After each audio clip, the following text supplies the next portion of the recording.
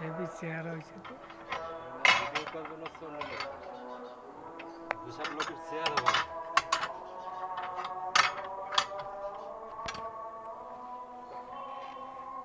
Hello viewers, দেখেন 10 মিলি রডের ring টানতে আছে মিস্ত্রি সাহেব, কোর দিয়ে যাচ্ছে।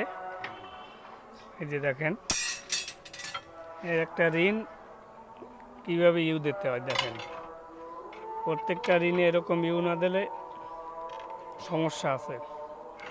যদিও 2 ইঞ্চি রড আপনার বেশি যাবে, কিন্তু ইউ দিলে আপনার, যেমন ইদানিং যে ভূমিকম্প শুরু হয়েছে, তাতে বিল্ডিংয়ের খুবই গুরুত্বপূর্ণ সমস্যা দেখা দেবে।